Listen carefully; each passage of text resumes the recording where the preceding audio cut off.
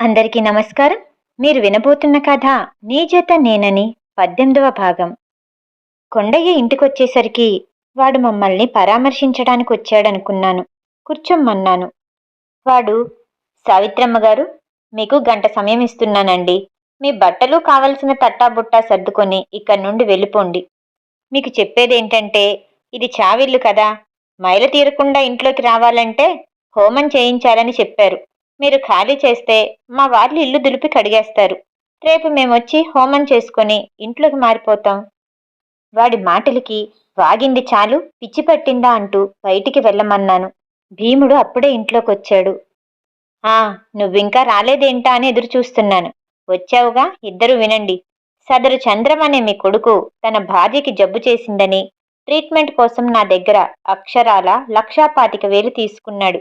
ఇప్పుడు తీసుకున్న డబ్బు కట్టడానికి ఆయన లేడు కాబట్టి ఆయనకి ఇచ్చిన డబ్బుని వసూలు చేసుకోవడానికి నేను ఆయన ఆస్తులు స్వాధీనం చేసుకుంటున్నాను. ఆయన 5 ఎకరాల పొలం ఖరీదు 1,00,000 రూపాయలకు మించదు. అందుకని ఇంటిని కూడా స్వాధీనం చేసుకుంటున్నాను. మీకేమైనా అనుమానాలుంటే ఇదిగో ఆయన స్వహస్తాలతో సంతకం చేసిన పేపర్లు అని నా మొహం ముందు ఆ పేపర్లు పెట్టాడు. అవి తీసుకుని చూశాను. వాడు చెప్పిన మాట నిజం. ఆ రోజు చంద్రం అప్పు కోసం వెళ్ళాడు. కానీ వాడిని ఇంటికి తీసుకొచ్చినప్పుడు వాడి దగ్గర డబ్బు లేదు. నేను అదే మాట వాడితో అన్నాను. ఆయనకి యాక్సిడెంట్ అయిన దగ్గర డబ్బు పడిపోయి ఉండాలి, లేదంటే అతడిని తీసుకొచ్చిన వాళ్ళు కొట్టేసి ఉండాలి అంటూ భీముడి వైపు చూశాడు. భీముడు కోపంగా వాడి మీదకి వెళ్ళబోయాడు. నేను వెంటనే ఆపి, చంద్రన్ నా రక్తం పంచుకు పుట్టిన బిడ్డైతే వీడు దేవుడిచ్చిన బిడ్డ. అలాంటి పనులు ప్రాణం పోయినా చేయుడు అని చెప్పానే కాని ఆ కొండయ్యే డబ్బు తీసుంటాడని నా మనసులో బలంగా అనిపిస్తుంది. కానీ ఆ మాట అనలేకపోయాను. మా తోట ఖరీదు పొలం కంటే ఎక్కువ. మా ఇల్లు పొలం నాకు అప్పచెప్పి 8 ఎకరాల మా తోటలో నీకు కావలసిన వైపు 4 ఎకరాలు తీసుకోమ్మని అడిగాను. దానికి వాడు గట్టిగా నవ్వుతూ, అది నాదే కదమ్మా, నాకెప్పుడో అమ్మేశారు మీరు అని అన్నాడు. వాడు దొంగ పత్రాలు ఎలా సృష్టించాడో అవి నా కళ్ళ ముందు పత్రాలు పెట్టాడు. నా గుండె ఆగినంత పనైంది. మోసం, దగ నా అనుకున్న వాళ్ళు చేశారా, లేక వీడు సృష్టించాడా? ఎవరినడగాలి? ఏం చెయ్యాలి? ఏమీ అర్థం కాలేదు. భీముడు కోర్టుకెళ్దామన్నాడు. కానీ సంతకం పెట్టిన వాళ్ళు పోయారు. ఇక మనం ఏం చెయ్యలేమని నేను కోపాన్ని తగ్గించుకున్నాను. భీముడు వాడిని చంపేస్తానంటూ వంటగదిలోకెళ్ళబోయాడు. నేనే వాడిని ఆపాను. ఇంట్లో ఉన్న పావని బంగారం, నా వంటి మీదున్న బంగారం, విలువైన వస్తువులు జాగ్రత్తగా బట్టల్లో దాచుకొని నందుని తీసుకొస్తూ వాడి దగ్గరికి వెళ్ళాను. నా కొడుకు ఎలా చనిపోయాడో, ఎవరు కావాలని చేశారో నేను ఊహించగలను. పోలీస్ స్టేషన్కి వెళ్ళి వాళ్ళ మీద కేసు పెట్టగలను. కానీ మౌనంగా వెళ్ళిపోతున్నాను. అంటే కేవలం నా మనవరాలి క్షేమం కోసం. దాని జోలికి మటుకు వస్తే ఈసారి భీముడు కాదు, నేనే చంపేస్తాను. వాడికి చెప్పి ఆ ఇంటి నుండి అడుగు బయటికి పెట్టాను. ఈ రోజుకి మేమిక్కడికొచ్చి నెల పూర్తవుతుంది. ఒక్క గది ఉన్న భీముడి గుడిసెలో మేమెన్ని రోజులని ఉండగలం? అందుకే వాడింటికి వచ్చిన మర్నాడే వాళ్ళ పక్కనే ఉన్న గుడిసెని బాడుగకి తీసుకుని అందులోకి వెళ్ళిపోయాం, నేను నందు. ఆ ఇంటికి ఈ ఇంటికి తేడా నా నందుకి తెలీదు. అమ్మా నాన్న అని మధ్యలో గుర్తొచ్చినప్పుడు అడిగేది. దేవుడి దగ్గరికి వెళ్ళిపోయారని చెప్పాను. నా బంగారు తల్లికి ఏమర్థమైందో ఆ తర్వాత ఎప్పుడూ అడగలేదు. ఇప్పుడు దాని ప్రపంచం అంతా పార్థునే. పొద్దున లేచింది మొదలు వాడి దగ్గరే ఉంటుంది, వాడితోనే ఆటలాడుకుంటుంది. నేను మటుకు ఇంకా వాస్తవంలోకి రాలేకపోతున్నాను. ఎంత వద్దనుకున్నా సరే నా ఆలోచనలు ఆ రోజు కొండయ్య చూపించిన తోట కాగితాల దగ్గరే ఆగిపోయాయి. భీముడు నాకు చెప్పిన మాటలు, చక్రధర్ చూపులు, అవి తలుచుకుంటే ఆ తోటని కొండయ్య పేరు మీదకి మార్చడంలో చక్రధర్ హస్తం ఉందనిపిస్తోంది. మా డబ్బు కోసమే అలా వాళ్ళు చేసుంటే నందుని వాళ్ళ కోడలుగా చేసుకున్నారు కాబట్టి నేనే తప్పుగా ఆలోచిస్తున్నానేమో అనిపిస్తుంది. ఆమని చక్రధర్తో మాట్లాడితే తప్ప కొండయ్య మోసాన్ని నేను బయటపెట్టలేను. అందుకే మాట్లాడకుండా ఉండిపోయాను. అబ్బా, అసలు ఈ కొండయ్య ఎవడు? తోట వాడి పేరు మీదకి వెళ్ళడం ఏంటి? మామయ్య తీసుకున్న డబ్బేమైంది అని తల పట్టుకుని కూర్చుండిపోయాడు అభి. ఆ తోట వాడి పేరు మీదకి వెళ్లడంలో నాన్నహస్తం ఉందా? అది నిజం కాకూడదు అని బలంగా కోరుకుంటూ చాలాసేపు బాధపడ్డాడు అభి. ఈలోపు అభి అభి అంటూ డోర్ తడుతున్న ఆమని గారి గొంతు విని గబగబా కళ్ళు తుడుచుకుని డోర్ తీశాడు అభి. కమిడిపోయిన అభి కళ్ళు చూసి, అభి, ఏమైంది కన్నా? ఎందుకలా ఉన్నావ్? అడిగింది. ఏమీ లేదమ్మా. నా స్నేహితుడొకడు నాతో కలుస్తాననన్నాడు. దానికోసం వాడి వాటాస్థలం అమ్ముదామని చూస్తే దాన్ని వాడి మావయ్య మోసం చేసి ఎప్పుడో ఆయన పేరు మీద మార్చుకున్నాడట. మన అనుకున్న వాళ్ళు ఇలా ఎలా మోసం చేస్తారు? వాడేడుస్తుంటే నాకు బాధేసింది. చెప్తూనే వాళ్ళమ్మ ముఖం చూశాడు. ఆ మాటకు ఆవిడ ముఖం మాడిపోయినట్టయింది. సరే కన్నా, నువ్వు తిను, నేను వెళ్తాను. బయటికి వెళ్ళబోతున్న ఆవిడతో, అమ్మా, మనం తినే ఈ అన్నం నాన్న కష్టార్జితమే కదమ్మా. ఏం మాట్లాడుతున్నావు అభి? ఆవిడలోని తడబాటును గమనించి, ఏం లేదమ్మా, తినే ముందు అది మనం కష్టపడి సంపాదించిందా లేక వేరే వాళ్ళ పొట్టకొట్టి తెచ్చుకుందా అని ఒక్కసారి ఆలోచిస్తే తప్పు చేయడానికి భయపడతాన్రా అని అన్నాడు వాడు. అందుకే అడిగాను. నువ్వు ఈ మధ్యన చాలా తేడాగా ఉంటున్నావు అభి. నాకు పనుంది, నేను వెళ్తున్నా అని అక్కడి నుండి వెళ్ళిపోయింది. ఆవిడ వెళ్ళగానే తలుపేసుకున్నాడు అభి. మీరు నిజంగా తప్పు చేశారమ్మా. నీ తడబాటు అవునని చెప్తుంది, కానీ మీరు అలా చెయ్యరని నా మనసు అంటుంది. జరిగింది చెప్పమని నిన్నెలా అడగాలి? అనుకుంటూనే పుస్తకం చేతిలోకి తీసుకున్నాడు. ఈరోజు నందుకి 4 సంవత్సరాలు నిండాయి. తన్ని రేపే మా ఊరి బల్లో వేద్దామనుకుంటున్నాను. ఎందుకంటే అది చదువుకోవడం వాళ్ళ నాన్నకిష్టం. అందుకోసమే కదా ఊళ్ళో బడి కట్టించాడు. కానీ దాని మెడలో తాళి, దాన్నెవరైనా చూస్తే ఎలా? ఆమని వాళ్ళొచ్చి తీసుకెళ్లే వరకు ఆ గొలుసుని ఎలాగైనా ఎవరికీ కనపడకుండా చేయాలని నిశ్చయించుకున్నాను. చంద్రం వాళ్ళు పోయి ఈ రోజుకి సంవత్సరం. ఆ రోజు వెళ్ళిన ఆమని వాళ్ళ ఊసిప్పటికీ లేదు. నేనన్న మాటలకి కోపగించుకుందేమో అని భీముణ్ణి పంపించాను. ఈరోజు భీముడు తిరిగొచ్చాడు. అక్కడున్న బ్యాంకులన్నీ చుడితే చివరికి ఒక దగ్గర చేసేవాడని తెలిసింది. అయితే మా ఇంటి నుండి వెళ్ళిన తర్వాత బ్యాంకులో డబ్బు కట్టేసి ఊరు విడిచి వెళ్ళిపోయారని, ఎక్కడికి వెళ్లారో ఎవరికీ తెలీదని తెలిసింది. నాతో తెచ్చుకున్న వస్తువులు కొంత బంగారం అమ్ముకొని ఇన్ని రోజులు నెట్టుకొచ్చాను. నందుని వాళ్ళ అత్తమామ కప్పచెపితే నేను ఎక్కడో ఓ చోట బతికేయగలనని అనుకున్నాను. కానీ ఇప్పుడు వాళ్ళెక్కడున్నారో తెలీదు. వాళ్ళొచ్చే వరకు నా బంగారు తల్లిని నేనే భద్రంగా చూసుకోవాలి. ఉన్న డబ్బు నిండుకోకముందే ఏదో ఒక ఉపాధి చూసుకోవాలి. నాకు వచ్చింది వంట చేయడం ఒకటే. అదే నా వృత్తిగా మార్చుకున్నాను. నందుకి 7వ సంవత్సరం వచ్చింది. దానికి ఏమనిపించిందో దాని మెడలో ఉన్న గొలుసును చూసి, నానమ్మ ఇది తీసేయినా అని అడిగింది. ఇది నాకు పొద్దస్తమాను గుచ్చుకుంటోంది నానమ్మ అని చెప్పింది. నాక్కూడా పత్తా లేకుండా పోయిన వాళ్ళ కోసం నా చిట్టితల్లి ఆ బరువుని మొయ్యాలా అనిపించింది. తీసేద్దామన్న ఆలోచన వచ్చింది. కానీ అనాదిగా వస్తున్న నమ్మకాన్ని కాదనలేకపోయాను. నీ మెడలో అది కట్టినవాడు క్షేమంగా ఉండాలి అంటే అది నువ్వెల్లప్పుడూ నీ మెడలో ఉంచుకోవాలి అని చెప్పాను. అది నీ మెడలో ఉన్నట్టు ఎవరితోనూ అనకు, ఎవరికీ చూపించకు అని చెప్పాను. చూపిస్తే చిన్న వయసులోనే నీ మెడలో అది కట్టించానని నన్ను పోలీసులు తీసుకెళ్తారమ్మా అని దాన్ని భయపెట్టాను. పసిదాన్ని భయపెట్టడం తప్పని నాకు తెలుసు. కాకపోతే దాని క్షేమం కోసం అలా అబద్ధం చెప్పాను. అది కట్టిన వాళ్ళెవరో, దానికి వాళ్ళేమవుతారో నా నందుకి తెలీదు. అది అడగలేదు, నేను దానికి చెప్పలేదు. అది చదివిన అభికి కళ్ళల్లో నీళ్లు తిరిగాయి. నందు, ఇంత బాధని భరించావు. నేనేం చేశాను? మీరెవరు అని నువ్వు అడగ్గానే కోపం తెచ్చుకుని నీ మీదరిచాను అని అనుకుంటూనే పేజీ తిప్పాడు. ఈరోజు తెల్లవారుజామున మునసబు గారింట్లో పెళ్ళి. అక్కడే రాత్రిపూట ఉండిపోవలసొచ్చింది వంట కోసమని. 13 నా నందు ఒక్కదాన్ని ఇంట్లో ఉంచలేక నాతో తీసుకెళ్లాను. నేనెక్కడలిసిపోతానోనని ఈ మధ్యన అది కూడా నాతో పాటు కుదిరినప్పుడల్లా వచ్చి కూరగాయలు తరిగివ్వడం, పచ్చళ్ళు నూరడం వంటి పనులు అందుకుంటోంది. ఆడపిల్లలు తినడానికి తిండి, వేసుకోవడానికి మంచి బట్ట లేకపోయినా వయసుకి మించి ఎదిగిపోతారు కదా. పైగా నా నందుది చూడచక్కని రూపం. ఆ పెళ్లి హడావుడిలో ఉండగా కొండయ్యొచ్చి, పెద్దమ్మగారు, అమ్మాయిని చూస్తే పైటేసినట్టుందిగా అని నవ్వుతూ, మీరేమో పెద్దవాళ్ళైపోతున్నారు. ఎప్పుడు పోతారో మీకే తెలీదు.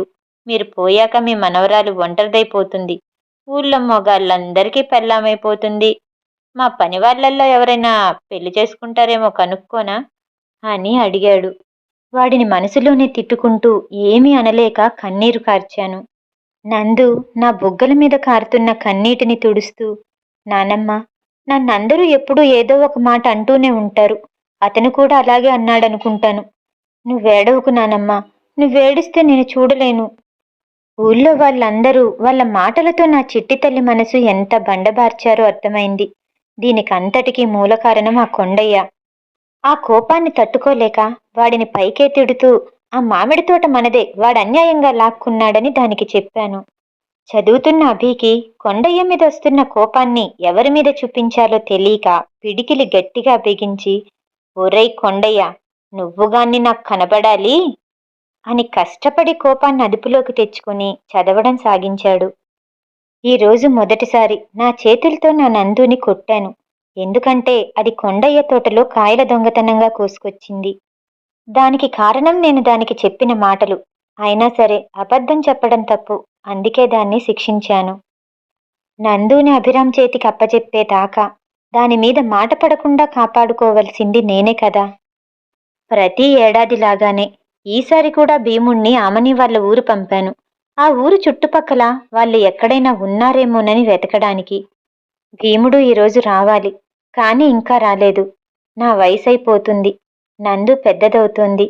దాన్ని నేను బతికుండగా అత్తింటికి పంపగలుగుతానా? రోజు రోజుకి నాకు ఆ విషయం గురించి కంగారు ఎక్కువైపోతుంది. దాని జాతకం చెప్పమని గుడిలో పూజారి గారిని మళ్ళీ అడిగాను. ఆయన మాటలు నా కంగారుని తగ్గించాయి. ఆయన ఏం చెప్పారో తెలుసా? నా మనవడు నా మనవరాలి కోసమే ఎదురు చూస్తున్నాడని. అభిరామ్ పేరులోనే కాదు, గుణంలోనూ ఆ రాముణ్ణి పోలుంటాడని. ఇంటికొచ్చేసరికి భీముడు ఎదురు చూస్తూ ఉన్నాడు. ఈసారి కూడా వాళ్ళ జాడ తెలియలేదు. పూజారి గారు చెప్పినట్టు నందుకి 18 ఏళ్లు నిండే వరకు వాళ్ళని వెతికే ప్రయత్నాలు ఆపేద్దామని వాడికి చెప్పాను. అమ్మమ్మ, పొరపాటు చేశాను. అందరిలాగే నేను కూడా నందుని మాటన్నాను. కానీ అది దాని మీద కోపంతో కాదు, అది నన్ను దగ్గరికి రానివ్వటం లేదనే ఉక్రోషంతో. క్షమించమ్మమ్మా, ఇంకెప్పుడు నందుని తను బాధపడేట్టు మాట్లాడను. నువ్వు కోరుకున్నట్టే చూసుకుంటాను అనుకుంటూ చదవడం కొనసాగించాడు. 10వ తరగతి చదువుతున్న నందుకి ఈరోజు స్కూల్లో ఆఖరి రోజు. అప్పుడే వాళ్ళ మాస్టారు దారిలో ఎదురొచ్చి, అమ్మా, అమ్మాయిని ఈరోజు స్కూల్లో పెద్దయ్యాక ఏం చదువుతావని అడిగాను. దానికి తను చెప్పిన సమాధానం ఏంటో తెలుసా? కలెక్టర్ అని. మీ మనవరాలు బాగా చదువుతుంది, ఖర్చుకి వెనకాడకుండా చదివించండి అని చెప్పి వెళ్ళిపోయారు. పిల్లలింకా రాలేదని అడిగితే వెనకాలొస్తున్నారని చెప్పారు మాస్టర్ గారు. ఆలస్యమైపోయిందని వడివడిగా స్కూలు వైపుకు వెళ్ళాము, నేను భీముడు. ఊరి చివరికి రాగానే ఒక చేత్తో పార్దుని, ఇంకో చేత్తో కొండయ్య కూతుర్ని పట్టుకుని అంజీ వెనకాల వస్తుంటే మా వైపు పరిగెత్తుకొచ్చింది నందు. భీముడు ముందు జాగ్రత్తగా దానికి చిన్నప్పటి నుండి నేర్పిన కరాటే విద్య ఆ రోజు దానికి ఉపయోగపడింది. కొండయ్య కూతుర్ని కాపాడింది. అది మంచి పనని, ఏడవద్దని దానికి నచ్చచెప్పాను. వాడి కూతుర్ని కాపాడినా సరే దీనిపై కృతజ్ఞత చూపకుండా నా నందు మీదే పెద్ద అభాండం వేయాలని చూశాడు కొండయ్య. ఆ విషయం భీముడు ముందే కనిపెట్టి పంచాయతీలో పార్థుని దోషిని చేసి ఊరి నుండి పంపేశాడు. ఊళ్ళో ఎవరో దీనితో ఉండటం మూలంగానే పార్థు వాళ్ళమ్మా నాన్నలకి దూరమయ్యాడనే మాట అన్నారని ఆ రోజు నుండి ప్రాణంలా మసిలిన వాడిని దూరం పెట్టేసింది. పార్థు మాటలు మేం చెప్తే వినేదే కాని అది నోరు తెరిచి వాడి గురించి మాట్లాడేదే కాదు. పార్థు వెళ్ళిపోయాక నందు ఎవరితోనూ కలిసేది కాదు. అది మాట్లాడేది నాతోనూ, భీముడితోనూ, లక్ష్మితో, పూజారి గారితో, ఆయన భార్యతో, అంజితో. అంతే. చేస్తే నాకు సాయం చేయడం, లేదంటే పుస్తకాలు చదవటం. ఇక నా పరిస్థితి రేపో మాపో అన్నట్టుంది. నేను పోయేలోపు నా నందుని పుట్టింటి సారెపెట్టి అత్తారింటికి పంపాలి. నా మనవడెలా ఉన్నాడో చూడాలి. అభిరామ్ నందితలని జంటగా చూడాలి. ఇదే నా జీవితానికి ఆఖరి కోరిక. ఇక ఈ డైరీ రాసే ఓపిక నాకు లేదు. చిన్నప్పుడు నువ్విందులో ఏం రాస్తున్నావు నానమ్మ అంటే, ఇప్పుడే చదవొద్దని చెప్పాను. నేను దానికి చెప్పని ఎన్నో విషయాల్ని ఇందులో చూసి తెలుసుకోమని చెప్పాలి. ఆ తర్వాత ఖాళీ పేజీలుండేసరికి అక్కడితో పుస్తకాన్ని మూసి దాన్ని గుండెలకి హత్తుకున్నాడు అభి. అమ్మమ్మ, నువ్వెంత గొప్పదానివి. ఆ వయసులో కష్టపడి నందుకి అమ్మా నాన్న లేని లోటు తెలియకుండా పెంచావు. నిన్ను నేను కలిసుంటే చాలా బాగుండేది. ఆ అదృష్టం నాకు లేదు. ఇప్పుడు నేను అమ్మా నాన్నని ప్రశ్నించి నిజానిజాలు తెలుసుకోవటం ముఖ్యం కాదు. ముందు నేను నందుకి దగ్గరవ్వాలి. నిదానంగా అమ్మ ద్వారా నిజం తెలుసుకోవాలి. ఆ తర్వాత ఆ కొండయ్యకి నందు వాళ్ళని మోసం చేసిన ప్రతి ఒక్కళ్ళకి బుద్ధి చెప్పాలి. ఆలోచనతో అలసిపోయి కళ్ళు మూసుకున్నాడు. నందు గురించి అమ్మమ్మ రాసుకున్న మాటలు గుర్తుకొచ్చి కళ్ళు తెరిచి తనలో తనే మాట్లాడుకోసాగాడు. దానికి కరాటే వచ్చని నాకు ముందే తెలుసుంటే బాలుని బలి చేసేవాడిని కాదు కదా అని నవ్వుకుంటూ, నా బుజ్జి నందు, నీకంత ధైర్యమేంటే? అంతమందిని ఎలా కొట్టేశావు? నీకిష్టమైన పార్థుని వేరే వాళ్ళ మాటల వల్ల దూరం పెట్టావా? అంటే ఇప్పుడు మా అమ్మ మాటలకి నా పరిస్థితి కూడా అంతేనా? నో, నో నందు, నేనలా జరగనివ్వనుగా. ఏంటి? నీ డ్రీమ్ కలెక్టర్ అవ్వడమా? అదేమన్నా డాక్టర్ అవ్వడం అంత ఈజీనా? ఎంత కష్టపడి చదవాలి? ఎన్నిసార్లు అటెంప్ట్ చేయాలి? అంతవరకు నేను పెళ్ళైన బ్రహ్మచారిగా ఉండాల్సిందేనా? ఓరి దేవుడో! ఎదురుగా బెల్లం పెట్టి దాని చుట్టూరా చీమల మందేస్తే ఆ చీమ పరిస్థితి ఏంటయ్యా? అలానే ఉంది నా పరిస్థితి కూడా అని కొంచెంసేపు తన మీద తనే జాలిపడి బాధపడ్డాడు అభి. నందు బంగారం, జోక్స్ అపార్ట్, నీ అభి ఇప్పుడు నీ ముందుకొచ్చేస్తాడు. నానమ్మంత ప్రేమగా చూసుకోలేకపోయినా సరే నాకు వచ్చిన రీతిలో నిన్ను ప్రేమగా చూసుకుంటాడు. నీ ఆశయ సాధనకి నీ వెనకే ఉంటాడు అని లేచి జుట్టు దువ్వుకుందామని అద్దంలో ముఖం చూసుకున్నాడు. వాచిన కళ్ళు టైం చూసుకొని, అమ్మో, ఈ టైంలోనా? ఇప్పుడొద్దులే గాని రేపొద్దున్నే ఫ్రెష్గా ఎంట్రీ ఇచ్చేస్తాగా, వస్తున్నా నందు అనుకుంటూనే శుభ్రంగా కడుపు నిండా అన్నం తినేసి హాయిగా మంచం మీద ముసిగేసి థ్యాంక్ యూ అంజీ అని చెప్పుకొని నిద్రపోయాడు. పొద్దున్నే బ్యాగ్ భుజానేసుకుని తులసికోట చుట్టూ ప్రదక్షిణలు చేస్తున్న ఆమెని ముందుకొచ్చి నిలబడ్డాడు అభి. అమ్మా, నేను కొన్ని రోజులు తాతయ్య వాళ్ళ దగ్గరుంటాను. నాకు అక్కడ పనుంది. టిఫిన్ కూడా అక్కడే చేస్తా అమ్మా, తొందరగా వెళ్ళాలి అని బండి స్టార్ట్ చేసుకొని నందు వాళ్ళ ఇంటికి ప్రయాణమయ్యాడు. నందు, వచ్చేస్తున్నా. ఇంకా నా మీద కోపంగా ఉన్నావా? లేక 2 రోజుల నుండి నీకు కనపడలేదని బెంగ పెట్టుకున్నావా? నన్ను కనీసం కనికరించి ఇంట్లోకి రానిస్తావా అని ఆలోచించుకుంటూ సుమారు 8 గంటలవుతున్నప్పుడు అక్కడికి చేరుకున్నాడు. దేవుడా దేవుడా, ప్లీజ్ నన్ను నందు చూసి ముఖాన తలుపేయకూడదు అని అనుకుంటూ కాలింగ్ బెల్ నొక్కాడు.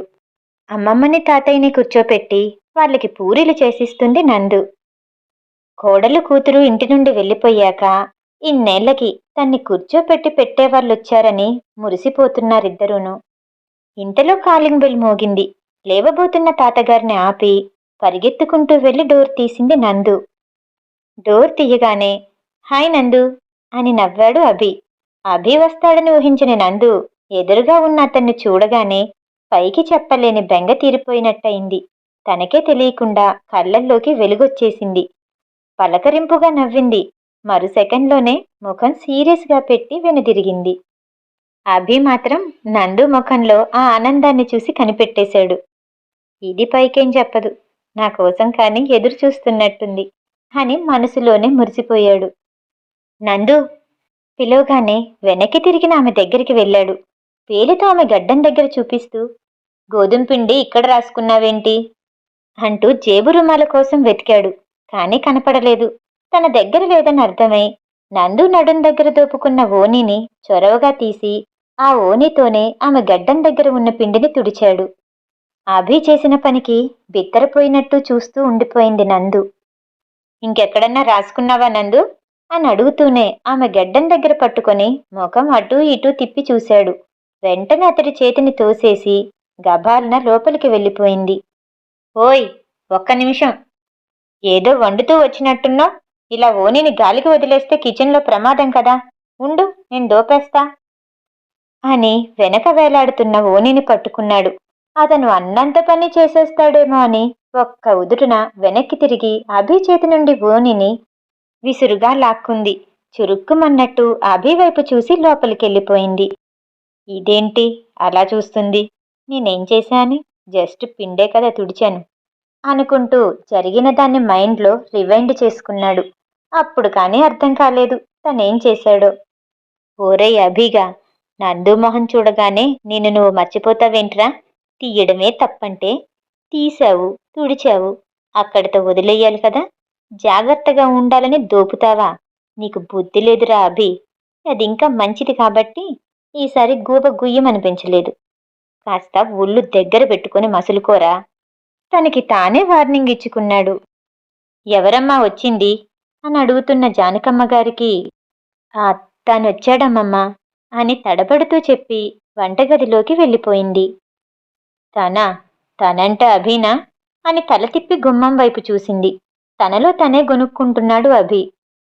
అక్కడే నిలబడిపోయావేరా, లోపలికి రా. నానమ్మ వస్తున్నా. తన బ్యాగ్తో లోపలికొచ్చాడు.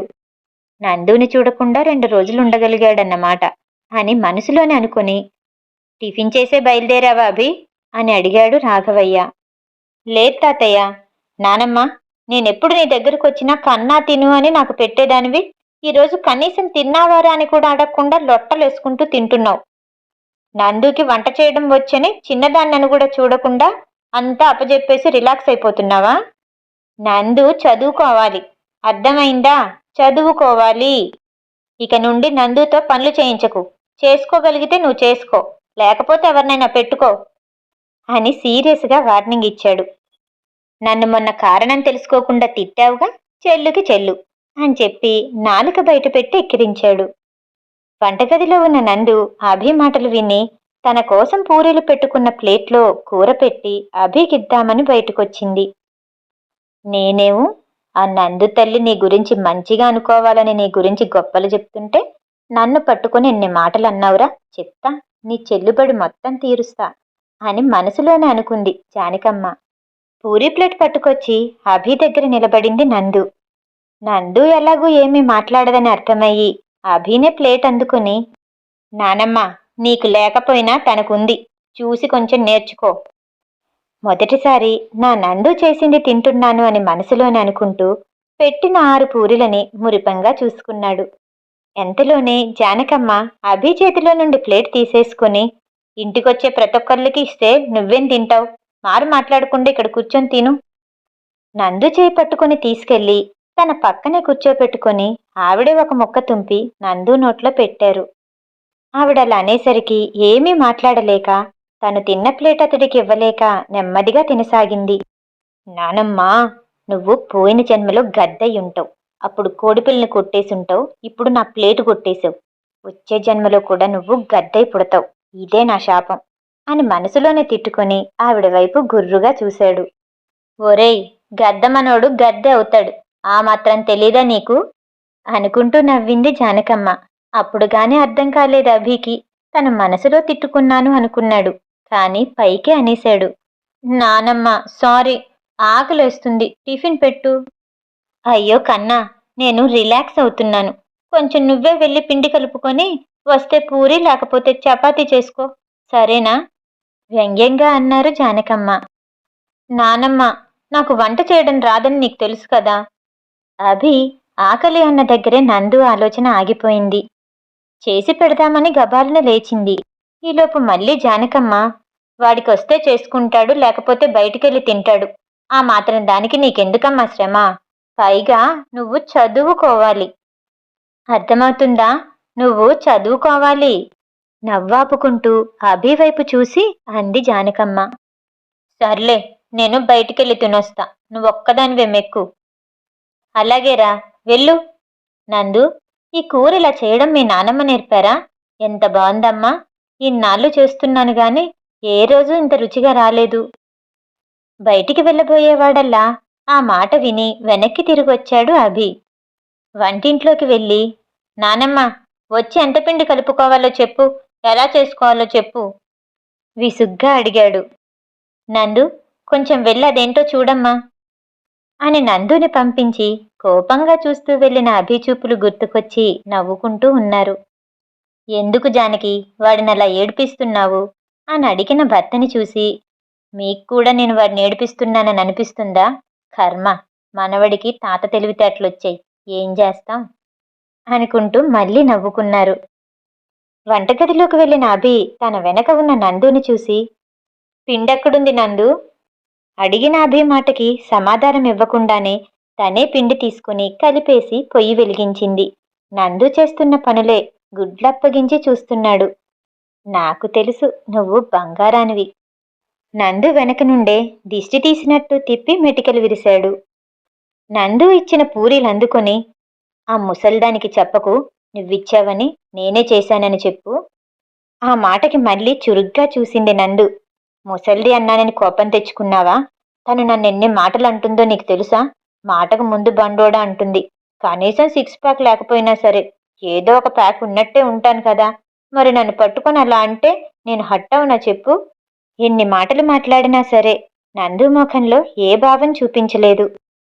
ప్లేట్లోకి పూరీ పెట్టించి ఇంకో పూరీ చేస్తోంది. నువ్వంత తొందరగా మాట్లాడవని తెలుసు నందు. నిన్ను మాట్లాడించకుండా వదలను కదా అని మనసులోనే నవ్వుకున్నాడు. నందు, ఎంత బాగుందో తెలుసా? ఎంతైనా నేను లక్కీ కదా. నందు ఏమీ అర్థం కానట్టు చూసింది. నందు వైపు చిలిపిగా చూసి నవ్వాడు. అభిభావం ఆ నవ్వులో అర్థమై మళ్ళీ కోపంగా చూసి పూరీని సీరియస్గా ప్లేట్లో పెట్టింది. అమ్మో, ఇంకా ఎక్కువ మాట్లాడితే వాత పెట్టిద్దేమో అభి అనుకుంటూ తినటం మొదలుపెట్టాడు. కలిపిన పిండి మొత్తం అయిపోతుంది. ఇంకా చాలు అని మాత్రం అనట్లేదు. నందు ఇప్పుడు మనసులోనే, ఇలా తింటుంటే బండోడా అనకుండా ఏమంటారు అనుకుంది. మరు నిమిషంలోనే అభి గురించి అలా అనుకోవటం తనకే నచ్చక, తింటున్న అతడికి దిష్టి పెట్టినట్టు అలా అనుకున్నా ఏంటి అని తప్పు తప్పు అంటూ చెంపలు వాయించుకుంది నందు. నందు, నువ్వు కొట్టుకోవడం కాదమ్మా, దొరక్క దొరికినట్టు ఆత్రంగా తింటున్నాడే, వాడి బుగ్గల మీద కొట్టు. కాస్త తినడం ఆపుతాడు బండోడు. జానకమ్మ కిచెన్ గుమ్మం దగ్గర నిలబడి నవ్వుతూ అన్నారు. సారీ నందు, చాలా బాగున్నాయని లిమిట్ లేకుండా తినేశాను. సారీనే. ప్లేట్ పెట్టేసి కిచెన్లో నుండి బయటకొచ్చి వాళ్ళ తాతయ్య దగ్గర కూర్చున్నాడు. అభి, నేనే నీకు ఫోన్ చేద్దామనుకుంటున్నాన్రా. నందు డిగ్రీ 2వ సంవత్సరం పరీక్షలు రాసిందట. ఒక్కసారి తను చదివేదేంటో వివరంగా కనుక్కొని ఇక్కడ తన్ని మంచి కాలేజీలో జాయిన్ చేయించు. ఫీజు అవి నేనే చూసుకుంటాను అని రాఘవయ్య చెప్పాడు. అలాగే తాతయ్య, నేను కూడా ఆ పనిలో చూద్దామనుకుంటున్నాను. అందుకే కొన్ని రోజులు ఇక్కడ ఉండేలా వచ్చాను.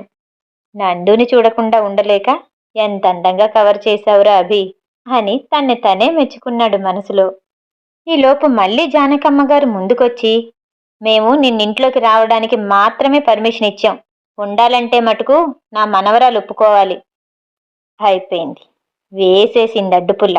వేసేసిందిరా. చటుక్కుని లేచి ఆవిడ దగ్గరికి వెళ్ళి పీక పిసుగుతున్నట్టు చేతులు పెట్టి, నిన్ను అని పళ్ళు నూరాడు. ఒరేయ్, ఈ వేషాలే కాస్త తగ్గిస్తే మంచిది. నందు తన గదిలో ఉంది. వెళ్ళి నువ్విక్కడ ఉండటానికి దాన్ని ఒప్పించు. నిన్నడగడం కన్నా నా నందు నొప్పించుకోవడమే ఈజీ అంటూ నందు గదివైపు వెళ్ళాడు. జానకి, వాడిక్కడికొస్తే అభ్యంతరం లేదని నందు చెప్పింది కదా, మరి వాడినెందుకు అడగమని చెప్పావు? రాఘవయ్య మాటలకి జానకమ్మ, వాడు నా పీక పట్టుకోబోయాడు. అసలు నేను మీ ఇద్దరి పీక పట్టుకోవాలి. కర్మ కర్మ. వాడు వచ్చాక నందు వాడితో ఇప్పటి వరకు ఒక్క మాట కూడా మాట్లాడలేదు. వాళ్ళిద్దరూ మాట్లాడుకోవడం కోసం నేనేదో మెలికేస్తుంటే ఇటు మీరు అటు వాడు నన్నే అంటున్నారు. ఏం చేస్తాం, ఇంతోటి తెలివితేటలున్న తాత మనవడిని చూసి మూసుకుంటాం అని నోటి మీద చేయి పెట్టుకున్నారు.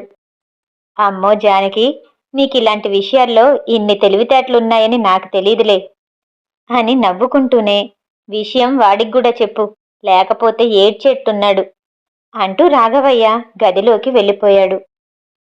మిగతా కథ తరువాయి భాగంలో. ఈ కథ వినటం మీకు నచ్చినట్టయితే లైక్ చేసి సబ్స్క్రైబ్ చేయండి. మళ్ళీ రేపు కలుద్దాం. నమస్తే.